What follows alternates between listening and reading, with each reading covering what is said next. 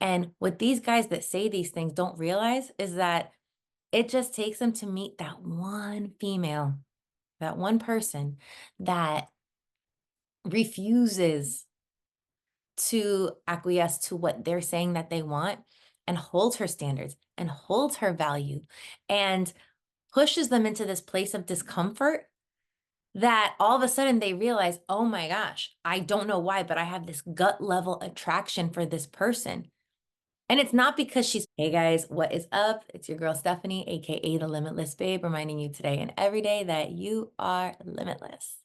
So today I want to talk about our love and dating series, and the topic is chasing versus attracting, or rather attracting versus chasing. So I did not write anything down for this one. I really haven't had time to sit down and really think, how do I want to lay this topic out? But it's been on my mind for a while. And I just feel like it's something that we need to talk about. So whatever comes out, comes out. We could do another video about this later on. Ask me your questions. While I'm on that note, don't forget to subscribe to the channel, to hit that bell for notifications so that you always see when new videos like this are coming up. And also, so drop me comments, like let me know how this resonates, if this resonates, if you have questions, if there's anything that you want me to dig deeper into, because then I'll always make videos on that stuff. Just communicate with me, talk to me. So, chasing versus attracting. Now, obviously, well, not obviously, it might not be obvious. Let me stop acting like everybody knows these things. If you didn't already know, this video is primarily for ladies. Well, not primarily. This video is for the ladies, okay? So gentlemen, if you're watching, thank you. You can stay if you like. You're more than welcome. We love having you. But this video is for the ladies because I feel like they're the ones that need to get this message. And don't worry, I will come back with videos for you guys too. So um, I think of this because it's funny. I always tell when I look at my daughter and how she plays with, her classmates, or even when we're out, like I took her to a farm last year and I observed her and I realized, damn, my girl chases little boys. Like she is the one that is chasing the boys and giving them the flowers and wanting their attention. And oh, like pick me, play with me, like babe. In case nobody told you, you're a woman. You're a little woman, but you're a woman and you don't have to do that. And I do try to teach her in like, toddler appropriate terms, but I try to tell her, baby, we don't chase, we attract. Okay. You don't have to chase people. Okay. And this goes for love and this also goes for friendship. Like we don't chase people. As a woman, you have been blessed with this divine gift of being a primarily feminine energy being. And I say primarily because I think it is super important to understand that both men and women have masculine and feminine energy. It's just that biologically, most of the time, women operate when they're in their fully aligned and healthy state using more feminine energy, and men tend to operate more in their masculine energy. Now, I say that with a grain of salt because I know I'm about to get bombarded with comments about this topic. I do fully understand the dynamics of feminine and masculine energy, but I'm also trying to keep it very short today, just to give you a little nugget of it. So I want to point out that yes, like I just said, both masculine and feminine, the man and the female, have both energies. And they are both constantly ebbing and flowing. So just because I say that females tend to operate more in the feminine does not mean that there's not a day where a woman is going to need more of her masculine energy. Okay. And the same goes for men, that there's not going to be times when they need to tap more into their feminine energy. So let me give you some examples of this. Let me take a quick sip of my coffee though. Hold on. So a quick example of this for a man, I'll start there because then I want to stay on the women, would be any time that your partner, your woman, if you're in a heterosexual relationship, comes up to you and says, actually, I feel like this might go both ways, even if you weren't in a heterosexual relationship, because people just want to be heard sometimes. If your partner comes up to you and says, I'm having a problem and I just want you to hear me. I don't want you to solve my problem. Can you just be there for me? Can you hear me? Can you hold space for me? That would be a time when we are asking our masculine partner to sit more in his feminine energy, because the masculine wants to solve. The masculine wants to do, okay? Whereas the feminine is more about the being, the feeling, the receiving. The masculine is the doing, the giving, the solving, the pursuing, okay? So for a man, if your partner asks you, can you just be there for me and listen, but please don't solve my problem. I just need to vent. Now we're asking them to tap more into their feminine energy. Anytime we want to have a more feeling-based conversation with our partner, we're asking them to tap more into their feminine energy. I want you to tap into more of your feelings, okay? And it's beautiful. It's beautiful. I love seeing a man be vulnerable and tap into that feminine side. However, I will also say that I am primarily attracted to masculinity in a man, and I need them to be able to have that balance, have that softness, but I do need someone who can be the protector, the provider, the doer, the pursuer. And that kind of all ties into the topic of today's video. Now, switching over to the feminine side, times when a female will need to push into her masculine more. Work. When you are at work, especially if you are a business owner, a lot of times you need to be more in your masculine, because masculine is where the productivity comes from. It's where the structure comes from. It's where we create the plans, we execute the plans. So yeah, anything business related. Now, with that said, again, remember, it's always an ebb and a flow. So there are going to be times where in business, even tapping sometimes more into your feminine energy and leaning into being in the more receiving versus the doing is actually going to benefit you. Like, think about certain times when you have to have meetings with coworkers or superiors or whoever, like anybody that you have to communicate with, clients even.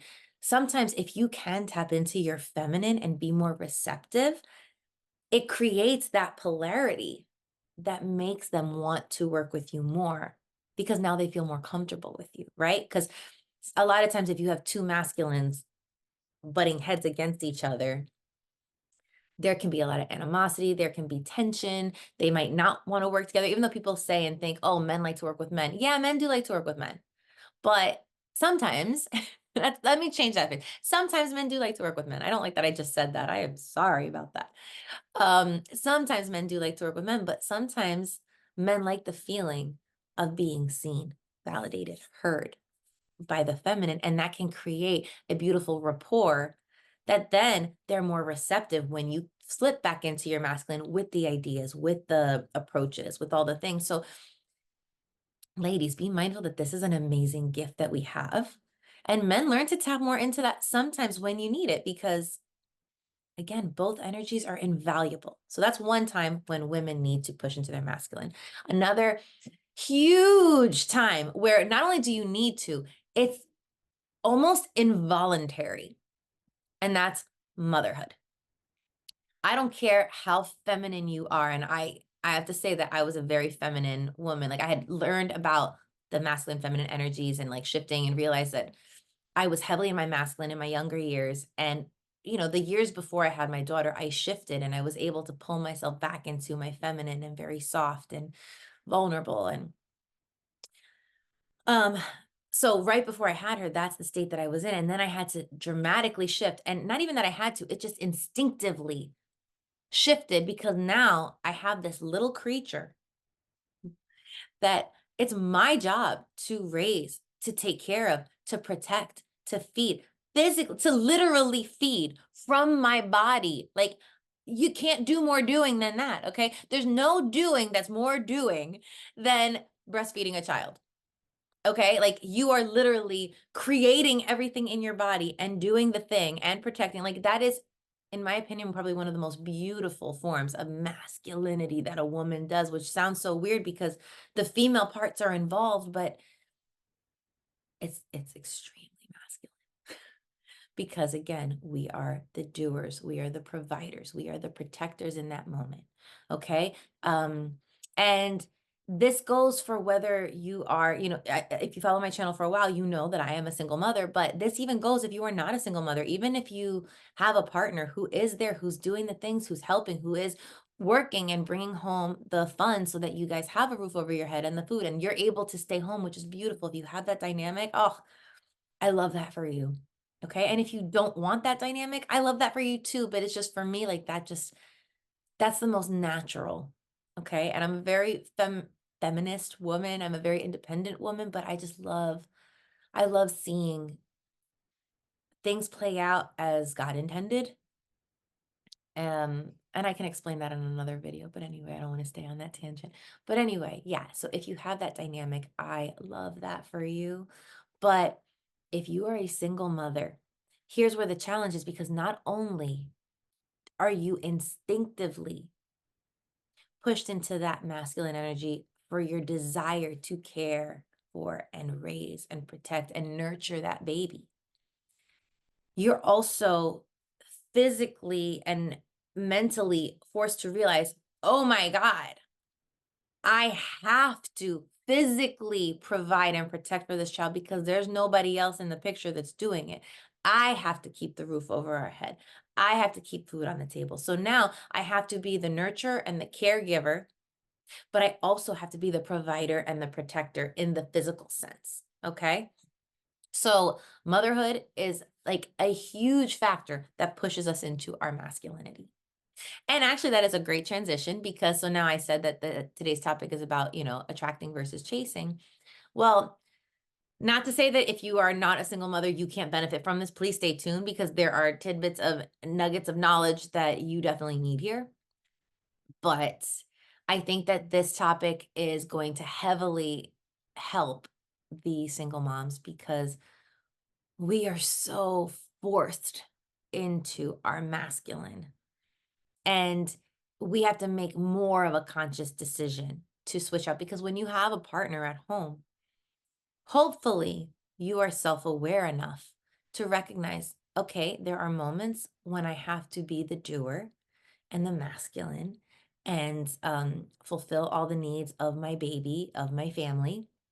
But then hopefully you get those pockets of time where you are with your husband, your boyfriend, your partner, whatever it is, whatever the case is, and that you are able to fall back, that they take the reins. They come home from work and they say, okay, I got the baby. What do you need? And like you're able to lean back and be that receptive feminine and keep the dynamic going strong. I don't fully remember where I was. The internet disconnected again and had to restart. But anyway, where I think I was talking about like when you are in that dynamic of having, a masculine and a feminine party in the relationship, or rather a man and a woman, because again, we have both energies. It's important to remember that we operate from polarity. And I know that there's going to be people that are going to argue this point and say, oh no, but I don't like this, or I don't like that, or blah, blah, blah. And we've all had those experiences where we've been on dates where guys say that they like things this way. And by this way, let's talk about this, like the whole 50-50 thing. Like, I just can't wrap my head around this. This is not masculinity. This is not providing and protecting. Not to say that if it has to happen in a dynamic, but like, I'm going to go on a little mini tangent here, but that's like the number one thing that I noticed, that men will say, oh, I like a girl that pays 50-50 on a date. That's what I like. That's what, really attracts me. Is it what attracts you, or is it just what the lazy side of you wants, or what the part of you that's not really in touch with your core? Because biologically, you are the masculine. Biologically, you are the provider, the protector. And what these guys that say these things don't realize is that it just takes them to meet that one female, that one person that refuses to acquiesce to what they're saying that they want and holds her standards and holds her value and pushes them into this place of discomfort, that all of a sudden they realize, oh my gosh, I don't know why, but I have this gut level attraction for this person. And it's not because she's playing games. It's not because of the whole challenge thing. Like people say, no, it's, you know why it is? Because she's pulling out this part of you that you didn't even know was there. You didn't know that, oh my God, on a cellular, and yes, I said cellular, I did not say cellular, on a cellular level, this resonates on a cellular level. This feels good on a cellular level. This makes me feel important and valuable. I am now stepping into my divine masculine state where I am taking care of this person that I love and care for. And that makes me feel so good about myself. And then in turn, that circles back to the feminine who is grounded in who she is and is capable of receiving, which that's the other thing, ladies, you have to be capable of receiving. And she is able to then be the reciprocal for that and be appreciative and be soft and gentle and loving. And then we've created this beautiful dynamic. And I know, again, there's going to be people that are going to argue this point. Listen, if you really don't want to tap into this, then this video isn't for you, and that's fine. I won't have hurt feelings. Come back for the next one. We'll talk again about other stuff. But this is biology. This is like how we are created. This is just an instinctive thing that's inside of most of us. And I say most of us because there are those select few that maybe like the females that are supremely alpha males that know, like, I want a submissive guy, blah, blah, blah, blah, blah. Okay, maybe you do, and maybe that works for you, and they're out there. But a lot of people don't realize that this dynamic is kind of a strong baseline. Okay. Okay, so where was I now? I touched on that. So yes, the polarity. So when we are able to be in our softness and the masculine is able to be in his masculine and his doing and his providing, protecting, pursuing is a big one, guys. Okay. Um, it creates this beautiful flow and dynamic that we may not realize in the moment, but I promise you, you do desire this. Okay. And even for the girls that say, oh, I'm so independent. I don't need a man. I don't need a man for this or that, or blah, blah, blah, blah, blah. Listen, when you find the right one, and again, if you're going to argue with me and say, oh, but I have dated guys or I have dated girls and I didn't feel that way. I didn't, you know why? Because it wasn't the one. Yes, I believe in the one. Okay. Like, I believe in the one. Okay. The right one for you is going to inspire you. The right one for you is going to pull that out of you. Okay. The right one for you is going to hit you like a thunderbolt and have you shifting and growing and learning. And I don't want to say changing, but yet, like, you're going to grow in ways and thrive in ways that maybe you didn't think you would, because they're going to inspire you. Okay, so now let's get back, because that was kind of just like an entrance into what masculine and femininity is. And again, that's not all of it. I could really go on and on and on, but this would be like hours long video. But I want to get into the topic of chasing versus attracting. Ladies, with this information about how polarity works, how the energies work, how the biological feminine masculine dynamics work, why on earth are you all sitting here chasing after men that don't want you, that keep rejecting you, that do not meet your core requirements, that are playing games, that are hot and cold? Why? What happened to you that you don't think you're valuable, that you don't think you're worthy?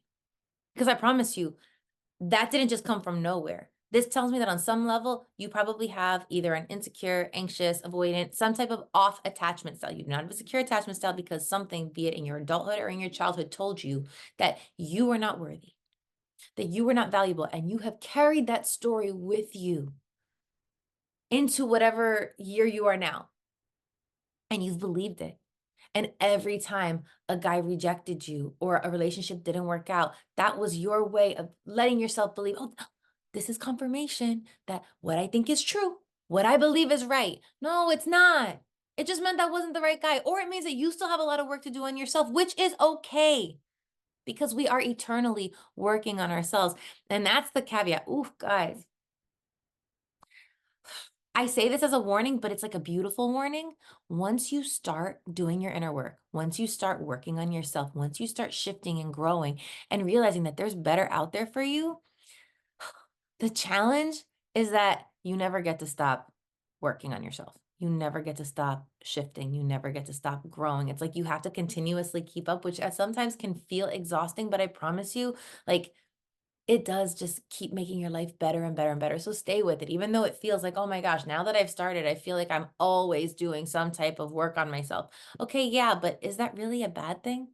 Is elevating a bad thing? I mean, my God, Sierra literally made a song, level up, level up. Like, this is a thing, guys. Why would it be a bad thing? I mean, and do you think that it comes with no effort on your part, with no discomfort? I love analogies. So I'm going to give you guys a couple of analogies here. When you are growing, when you are shifting, it's going to be uncomfortable. Think about, oh, don't make fun of me if I say it wrong. I'm going to go with the hermit crab, because the hermit crab is one that I know I'm right about. And I know there's lots of other crustacea in the ocean that go through this, even plants, right? So a hermit crab starts to grow. And as it grows, it has this shell. But the shell doesn't grow with the crab. And the shell is meant to protect and kind of keep a bubble around this crab. Okay? So now Krabby's growing and he's getting bigger. And all of a sudden, this thing that was supposed to protect him is making him uncomfortable because he doesn't fit. He doesn't fit. He's got to bust out and get another shell, right? Okay. So think about that shell as your limiting beliefs. Your limiting beliefs are this shell that you have created around yourself to keep you safe. Your mind, the shell is also your mind keeping you safe, telling you, oh, you can't do this because this happened. Don't touch the stove because you got burned the one time. Don't play with matches because of this. And yes, these things are all true, but we have to expand our beliefs to realize that those were limited circumstances and that there are other possibilities out there. Okay. So those thoughts that are meant to keep us safe for a time. But as we grow, we have to adjust those beliefs and expand, just like the hermit crab when he has to go and find a bigger shell. Okay. I think that's how it works, right? And if I'm wrong, I apologize. Listen, like, these are just things that I'm picking up from things that I've studied in the past. But it goes and it finds a bigger shell. And then it grows and has to go and find a bigger shell. But the thing is that if it tried to stay stuck, if that hermit crab that is internally growing decides, nope, nope, I don't care. I'm staying in this shell. It's scary out there. I don't want to do this work. I don't want to go look for another shell. I'm perfectly happy. I don't pay rent. This is rent control. I'm good. What's going to happen as it grows and it grows and it grows? It's going to get really uncomfortable and be in pain. Okay? We don't want to be in pain, so we have to grow. And this is where growing pains come from. And I know, oh, if you haven't experienced them emotionally, oh, guys, I've gone through a few chapters in my life where I literally knew to my core, these are growing pains. And oh my God, is it uncomfortable? Oh, does it hurt? Oh, does it make you want to retreat and run back the other way? But you got to get through it. The only way to get through it is to go through it. You can't go around it. You got to go through it. You got to feel it. And it's so much better on the other side, but you got to get through that discomfort. You have to be uncomfortable to get comfortable. I'm going to give you all the cliches. You know how I roll. So I talked about the crab. Now think about plants. Like, I actually just had to do this with one of my snake plant in my living room. Poor guy. It was blossoming. I don't know what's going on in my home, but all my plants are just thriving. And I like to think that that's an energy thing, that they feel my energy and I feel their energy, and we're all just growing and thriving together. But the problem is that they're getting too big for their pots. So my snake plant, I moved it because I adjusted my furniture. And now it's in a different location. And all of a sudden, it's just like busting out of this pot. And if I leave it there, it's going to die. You know what I mean? Like, eventually the roots are going to get crushed and it's not going to be able to grow anymore. And it's going to, instead of staying safe, because the pot kept it safe, instead of staying safe, it's going to die. It's not just going to be uncomfortable. It's going to die. And that's the same thing for you guys. If you don't let yourself grow, your soul is going to die. Little by little, you are going to let yourself stay small, stay stuck. You need to push yourself to grow. I keep going on these tangents that are not really about the topic, but they are. I promise you, stay with me. They are. So, so my point with that was being about growth and expanding and going through the things. I don't even know how I got here. Oh, I'm so funny. I don't remember how we got here. I wish I could rewind. Hold on. So to kind of pull us back to topic, I say all of this to remind you that your association with your worthiness and your value is something that you developed as a defense mechanism to protect you from the pain that you felt once upon a time. But I need you to recognize that it's not serving you anymore. Just like the hermit crab and just like the snake plant, if you don't push yourself to grow and believe new thoughts, your soul is going to eventually feel crushed and die, and you're not going to, not literally die, but you know what I mean. It's just gonna feel small. And you're gonna limit your possibilities for what you can achieve in your life. Okay. So I want to encourage you with that to do your inner work, to really dig into what is holding you back. And I have mentioned it in a previous video that for the month of April and May, I am actually running a promotion. If you guys need help with this topic, if you need help with busting through your limiting beliefs, if you need help with finding your value and your worthiness, if you just need someone to talk to, I am currently running half off on all coaching. So email me at TheLimitlessBabe@gmail.com. Make sure to put in the subject coaching. If you do not do that, I will miss the email, I promise you.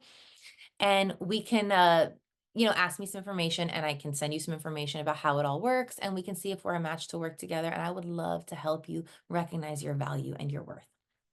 But back to the topic. So we women tend to jump into the chasing mode when we think that we are not worthy, then we think that we are not valuable. When we believe in our core, why would they chase me? Why would they come after me? I have to do the work because that's how men are. When when we accept the limiting belief that all men expect you to chase them now. Oh, we live in a time where all men expect you to chase. All men expect 50-50. Listen, what you believe is exactly what the universe is going to show you because you are the creator. You are the master. You are the designer of your world. So if you believe, oh, this is just how all guys are, then that's exactly what the universe is going to give you. It doesn't hear that you don't want that. It just hears the hyper-focused thought. All men are like this. It doesn't hear the part where you said, and I don't like it. It didn't pay attention to that. It doesn't know how to read everything that you say. It reads the main energy, the main thought. Okay? So that's one. Now, what we want to do, if we don't want to chase, how do we get the guy? How do we get the relationship? How do we get like to the end game, right? Well, guys, I want you to understand and remember, and I say remember because when you were a baby, your soul knew this. It was society, conditioning, experiences that have pulled this away from you. But once upon a time, your soul knew that you as the female, you as the feminine, were intended to be the invitation. Okay. So now I don't want you to think, well, okay, so you're saying like I can't go after them. So um that makes me powerless. And I don't like that. I don't like that feeling. I'm a strong, independent woman. Okay, guys, that couldn't be further from the truth. Being the attraction source does not mean that you are powerless. It actually means that you are the most powerful being. Okay. Your job is to just sit back, be your full, wholehearted, authentic self and receive the good vibes, receive the gestures, receive the gifts, whatever it is that comes your way. Anything that comes your way, the compliments, receive it. Okay? Your job is to be that receiving, joyful, fully authentic invitation. Okay. So attracting doesn't mean we sit here and we hope and we pray, but we're silent and we don't do anything. No, that does not mean that. Okay. Because that's not, it kind of is doing in a way because you're forcing yourself to not be authentic.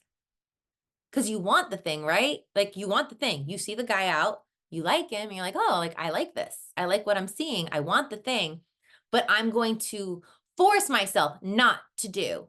But that's doing. Forcing yourself to not do is doing. Okay. There's a difference between that and relaxing into the being. I want you to practice relaxing into the being and be the invitation. Okay, how do I do that stuff? What are you talking about? Now you're in all this hippy dippy nonsense. What are you talking about?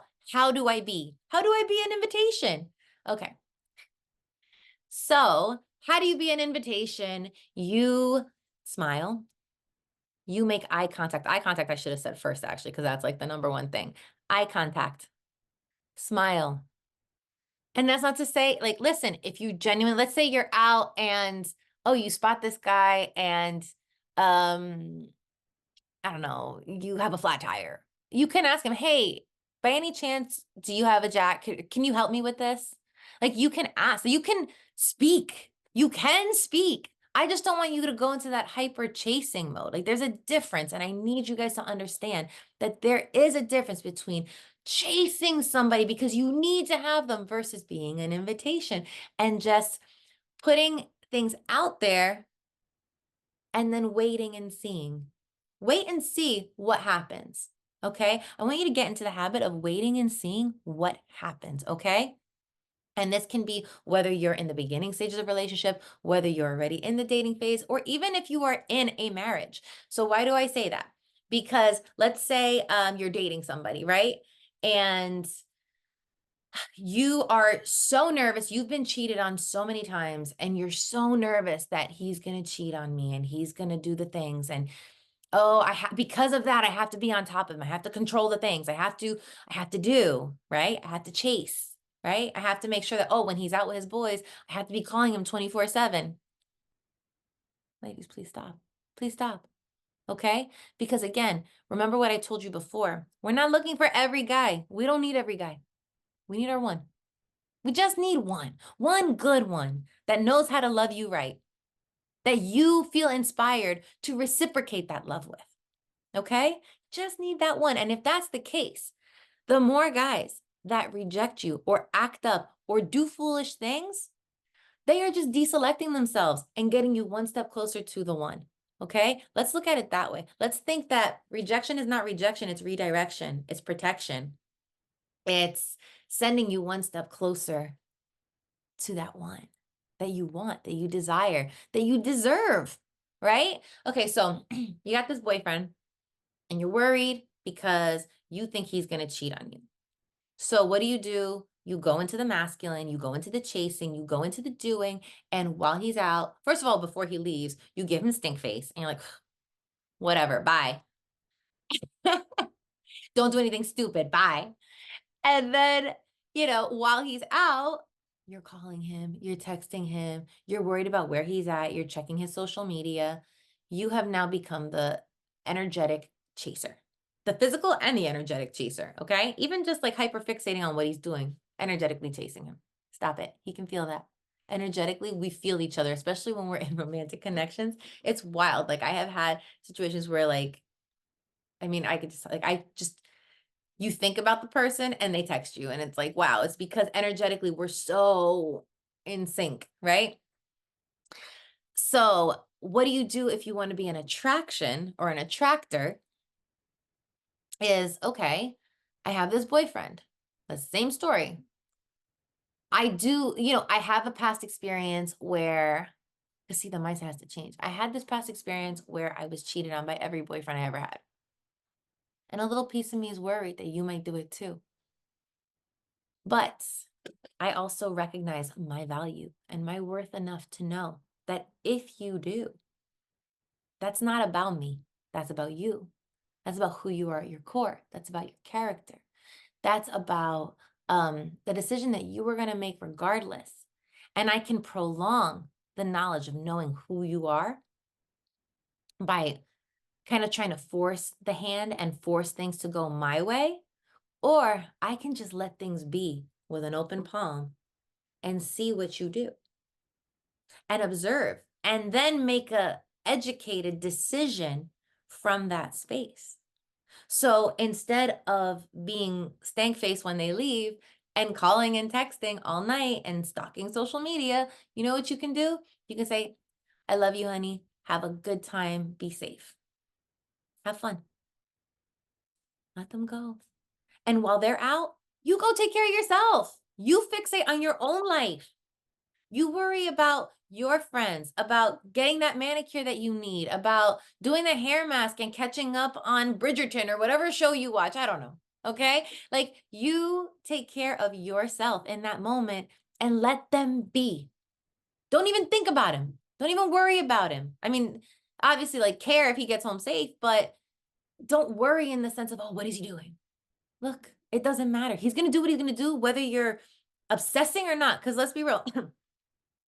If you've been in that relationship where the guy cheated on you, did anything that you say or do stop that from happening?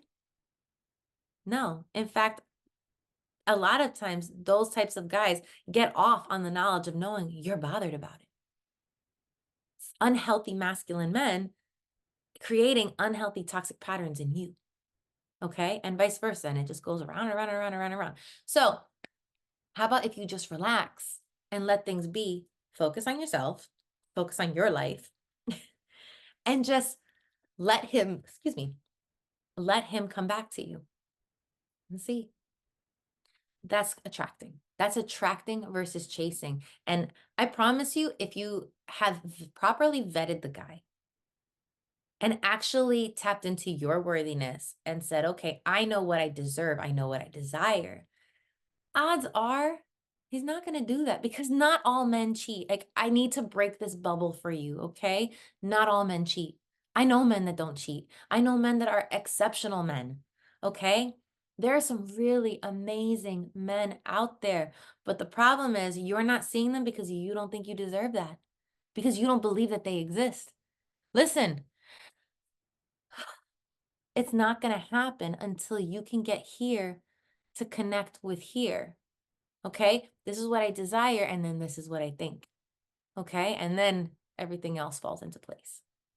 Okay, so when you can be that way, it's almost inevitable if you're with a good guy that he's probably going to be the one thinking about you. Like, I wonder what she's doing. I haven't heard from her. I kind of miss her. I'm going to call it an early night, guys. And not that we want that, right? Like we don't want to like poo-poo on anybody's fun. And like you want him to have fun. You want him to have a good time. It has to come from a genuine, pure place in your heart. Like, yes, like you deserve to have fun. You work hard. You take care of everything at home. I want you to have fun. But when we're in this good, healthy flow dynamic of attracting and receiving, the men in our life want to be there for you. They want to just be a part of the party that you're creating for yourself. So now, again, I love analogies. So let's talk about the invitation aspect of this, right? Let's talk about, if I'm the invitation, don't I lose my power? Am I now just sitting around waiting for some guy to decide to pick me? That feels really crummy. No, that's not what's happening. Okay. What you're actually doing is being the most powerful force. So let's take it back to, and I'm dating myself, I'm aging myself here. I don't even know if they still do this, but back in my day, back in my day, when you would go to the club, okay, there would be the VIP guest list, right? And so either you had to wait in line and just wait until they decided to let you in, or you were on the list. And if you were on the list, you got access immediately, right? So for analogy terms, let's say you are the list. In this case, you are the guest list. Nobody gets in unless you decide to put their name on that list. Okay? So if they're not on the list, they can't even enter. Okay. And how do they get on that list? Well, there's the physical attraction. There's noticing qualities that you like. There's maybe if you've gotten to know them, maybe you like pieces of their personality. You see how their character is, their morals, their integrity, things, values, like all the things line up. But let's be real, right off the bat, it looks. Okay. So there's some type of physical attraction, some chemical attraction that you feel. So that would be the example of them being on the list. They have to have their name on the list in order just to even get in, get through the door. Now that they're in the door, it's up to them to behave appropriately. Because if they don't behave appropriately, the bouncer takes them out. Okay? So you being the invitation is you being the only way that they can even get through the door. Okay? So every time that you see a guy that you like and you want to know, like, okay, like, how do I show that I'm interested? Make that eye contact, smile. Okay. And I know that that can feel weird. In fact, oh, who was it? There was a coach that I was listening to, Bob Grant, I think, and he talks about like how to like really attract, like how to be a really strong invitation for a guy. And he says to look at a guy, make eye contact, smile, look away, look back, and hold that gaze and that smile for 5 seconds. Guys, 5 seconds sounds like nothing, but that is a really freaking long time. In fact, hold on. Let's put a timer for 5 seconds. I'm gonna smile at you guys for 5 seconds and let's see how awkward we feel. But my point being that awkward or not, it's powerful. And he says it as a man, like that's powerful. Okay. I'm gonna feel really silly right now, but let's do this. Ready? And start.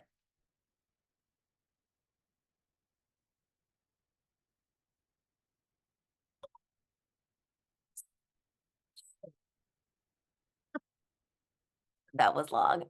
So, and imagine there's nobody but me. So imagine if you're doing that with a total stranger. It is hard to do, but if you can do it, that is probably one of the most potent invitations that you can give a guy to come over and talk to you. Okay. Other things that you can do, like I said, you can spark a conversation. You can ask a question. You can say, "Oh, excuse me, can you get the bartender's attention for me?" Or whatever the case is. Like you can just say, "Oh, if you're at the bookstore, oh, have you read that book before? Have you read this book? I'm curious." Or like, if they're in the travel section, "Oh, have you been there?" You can ask simple questions and genuinely be interested in the answer and see how they respond. Because now, not only are you being the invitation, you're also now exploring and seeing, okay, now that I invited you, whether or not you accept the invitation, now this is me already starting to see, do I want you to come to the party? Okay, do I want you at the party? I don't know. Um, what else? There was something else that I wanted to throw in there. Oh, and here's the thing. So, not every guy is going to accept your invitation, and that's okay. We don't need everybody to accept the invitation. Think about when you're planning a party, do you want everybody that you invite to actually come? Probably not, because then you have too many people. Because a lot of times we have more people on the list than we can actually have capacity for. So, if a guy doesn't take your invitation, I need you to understand that that has nothing to do with you. Maybe you're just not his type. But again, that has nothing to do with you. That has to do with him and what he likes. Just like you have things that you like, he has things that he likes and he's allowed. And you guys don't know each other and there's no reason to be offended about it, okay? Maybe you're just not his cup of tea.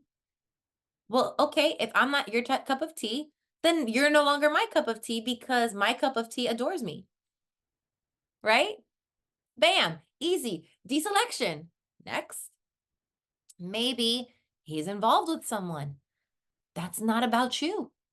And that's not his fault or your fault. It's just circumstances. Okay, he's already taken. Deselection. Next.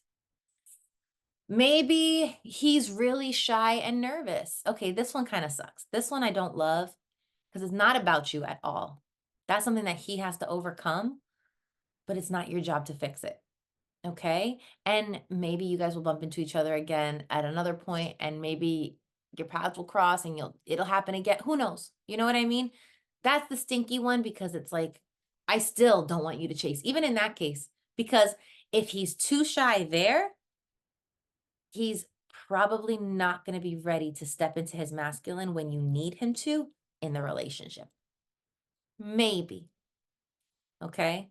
And this is not a one size fits all answer. Obviously, there are exceptions to every rule, but this is just to help you kind of get a gauge to understand that when someone doesn't take the invitation, it's not about you. Okay. What else? What else? What other could be reasons of why they don't take the invitation? I mean, I feel like those are like the primary ones, right? Um, maybe they're just not the pursuer type. And again, if they're not the pursuer type, are they going to be able to be the things that you need later on? Because I don't know about you guys, but to me, I obviously, I run businesses. I am a mother. I'm a single mother. I do all the things that push me heavily into my masculine, but I will tell you right now, there's nothing I desire more than to have that strong masculine presence in my life that I can feel safe to surrender and just relax in. Because I have all of these other things going on in my world, that's my refuge. I like that's what I want. Okay? And that doesn't mean that has to be what you want, but I want you to really dig deep and think, is it not what I want? Or is it just that the world and society and the feminist movement and all these things have told me that I shouldn't want it? Guys, listen, we got this whole feminist thing backwards. And again, I said I am one. Just because we can do all the things, because we can do all the things. Women are freaking amazing powerhouses. We absolutely can do all the things. But just because we can doesn't mean that we necessarily should or that it's necessarily good for our well being. Because burnout is a thing, and burnout is the fastest way to pull you out of that juicy, yummy, divine feminine energy. That feminine energy that attracts the man that you want. That feminine energy that lets you feel good about your life and that lets you feel peace and joy. So again, like I'm not saying that we shouldn't chase our dreams. Absolutely, we should chase our dreams. Absolutely, we should chase our goals. Absolutely, we should chase after our passions. What we shouldn't chase after for is men. Do not chase after men. You want the man that can come and be the peace for you, that can give you that feeling of peace because you already have it inside you and you're opening up to it. It's not that they're giving it to you. I said that wrong too. They are allowing you the space to feel safe, to open up into it and relax into it. Because then when you have those moments with that healthy masculine man, you know what that does? That recharges your battery to go into the world and do all the things that you want to do. And the same goes for men. When we can be that safe, soft, cushiony pillow for man, that shoulder, that warmth, then that recharges their battery so that they can go out into the world and be their strongest, most masculine for us. It's this beautiful exchange that I need you guys to understand that this is not about men versus women. This is not about tricking anybody. This is not about games. This is just about giving each other what we need, not what we want, not what we say we want, what we actually, to our core, need to feel all the feelings that we are capable of. I hope this made sense, and I'll try to do more videos about this because I know it's such a big, broad topic. Uh, but it's something that I'm also super passionate about and that I really have seen um play out in my own life, and I love it.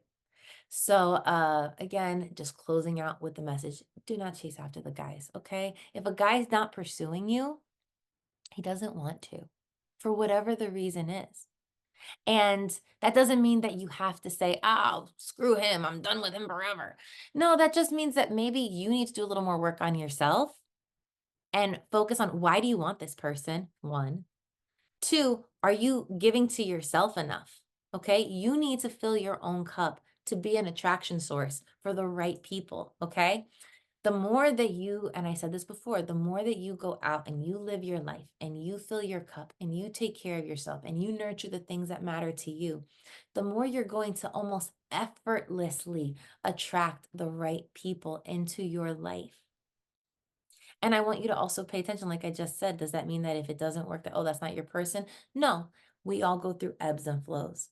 So if, let's say theoretically, that this is your person, but right now they're not attracted to come towards you.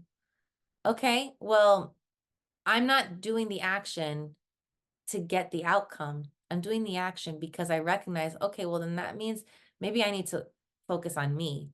And in focusing on me, I'm doing my work without realizing it and re-attracting what's meant for me. Because that's another thing, guys, what's meant for you, it's not going to pass you.